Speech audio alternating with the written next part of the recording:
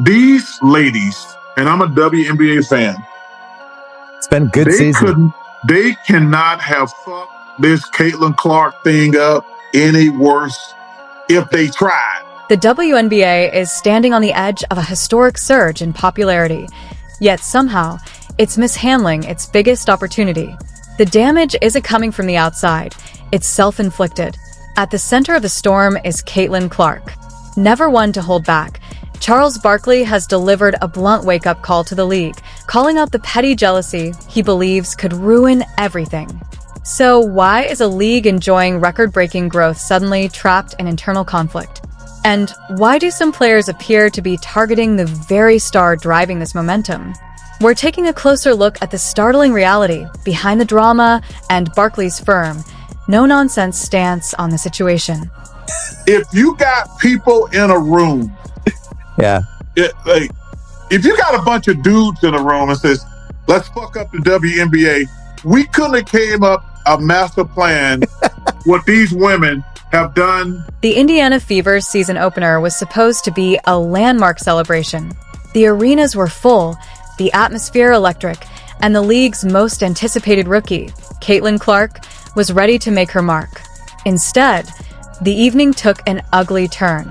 What began as murmurs quickly escalated into alarming accusations, allegations of fan misconduct, and even claims of racial slurs directed at Chicago Sky standout Angel Reese.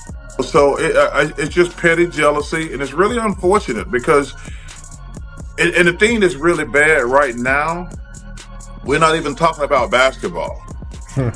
That's the problem that I have with the whole thing. He immediately questioned the validity of the accusations, dismissing them as a calculated distraction from Caitlin Clark's on-court excellence and the massive growth opportunities she represents for the league. He described the controversy as needless noise, something that pulled attention away from what should have been a moment of celebration. But Charles Barkley's skepticism was only the beginning, setting the stage for an even more startling revelation that was yet to come.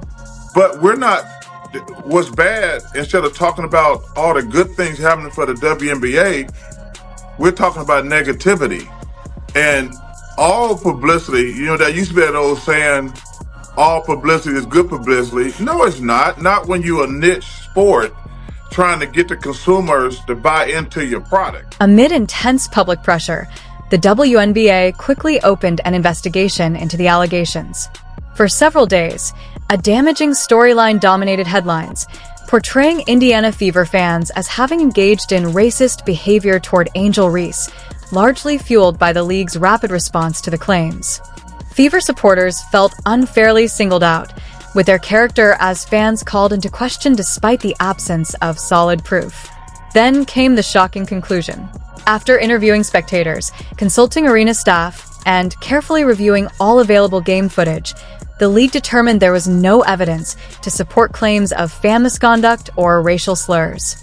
Petty jealousy, and it's really unfortunate because what she's done for the game, listen, I believe in rookie hazing, but some of the criticism has gotten overboard. The accusations turned out to be completely unfounded. But this is where the controversy deepened. While the WNBA released its findings and confirmed the claims were unsupported, it failed to issue any apology to the fans who had been publicly and unfairly condemned. This wasn't a minor oversight. It was a serious self-inflicted mistake, one that immediately put the league's rapidly growing momentum and future at risk. The girls got to grow up and you know what? I can go at her hard on the basketball court, but the visibility and stuff she's bringing to the league is going to fill all our wallets up in the long run. The WNBA's silence only poured fuel on the fire, sparking widespread anger among fans. Think about it. Indiana Fever supporters were ultimately cleared, yet they spent nearly a full week being falsely portrayed as the villains.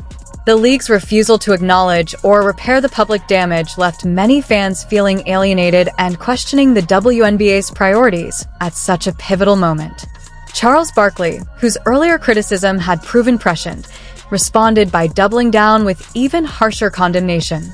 But the stuff toward her is petty and jealous. And the thing I love about her, she never says a word. But there's been so much negativity, and a lot of it is just petty jealousness. He tore into the league for allowing unsubstantiated accusations to dominate the news cycle, accusing WNBA leadership of losing control of the narrative and, more importantly, failing to stand up for their most loyal supporters. Barkley argued that in its rush to respond to improving claims, the league chose controversy over celebrating its rising superstar and the passionate fan base fueling its growth. As a result, the chaos completely eclipsed Caitlin Clark's undeniable, game-changing impact on the sport.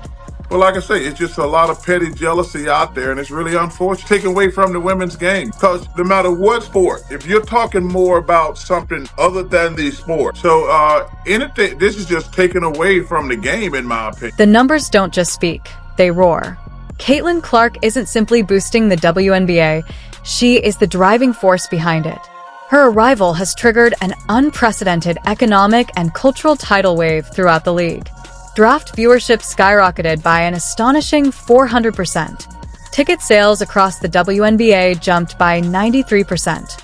Regular season viewership surged by 180%. With his trademark blunt honesty, Charles Barkley put it into perspective by drawing a powerful comparison. Clark's impact is the WNBA's version of Stephen Curry in the NBA. He emphasized that she is reshaping the entire landscape, commanding attention, expanding the audience, and most importantly, generating revenue that benefits every team and every player in the league. Just as suspected, nothing. And that other fan base, the old fan base, came after the Fever players, Fever fan. To put her impact into perspective, Caitlin Clark accomplished in just 5 weeks what would have taken the WNBA 5 years of slow, organic growth. This is the type of superstar every professional league dreams of, a true game changer who reshapes the entire economic landscape. Yet, despite this undeniable and transformative success, a troubling sense of resentment and jealousy began quietly brewing beneath the surface. So it's really unfortunate, and it's just, and I like the way she's handling. She hasn't said anything because you got so many fools out here who got opinions, unfortunately, negative opinions on television, on radio, and things like that. So I'm glad she's staying above the fray. Charles Barkley, never one to hold back, laid bare the root of the league's internal turmoil. He repeatedly labeled much of the backlash against Caitlin Clark as simple, petty jealousy. Barkley recognized the frustration of veteran WNBA players who have spent their entire careers building the league, only to see a rookie suddenly capture unprecedented attention, endorsement deals, and fame they've never known. But his point was sharp and unmistakable. Clark is not a threat. She is an extraordinary opportunity. Barkley passionately explained that, much like Stephen Curry's arrival in the NBA generated revenue for everyone, Clark's presence is boosting the WNBA's visibility and filling the pockets of players and teams alike.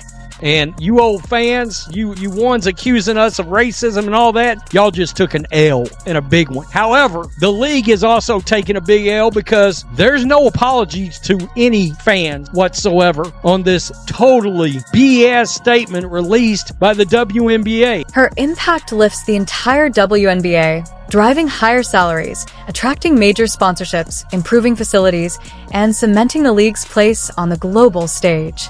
Barkley insisted that players need to recognize Caitlin Clark for what she really is, a transformative talent capable of raising everyone's game.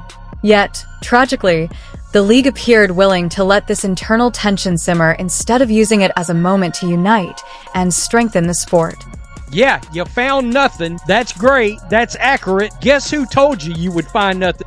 The entire Indiana Fever fan base said you weren't going to find anything. Historically, the WNBA has struggled for mainstream attention, but Caitlin Clark arrived as a game-changing force, driving viewership up 400%, skyrocketing ticket sales, and boosting merchandising. Yet the league's mishandling of baseless allegations, failure to apologize to fans, and simmering internal jealousy threatened to overshadow her impact.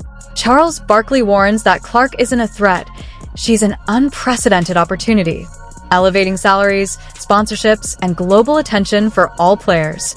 If the WNBA allows petty rivalries and manufactured drama to dominate, it risks squandering its biggest chance to cement itself as a profitable, celebrated sports powerhouse.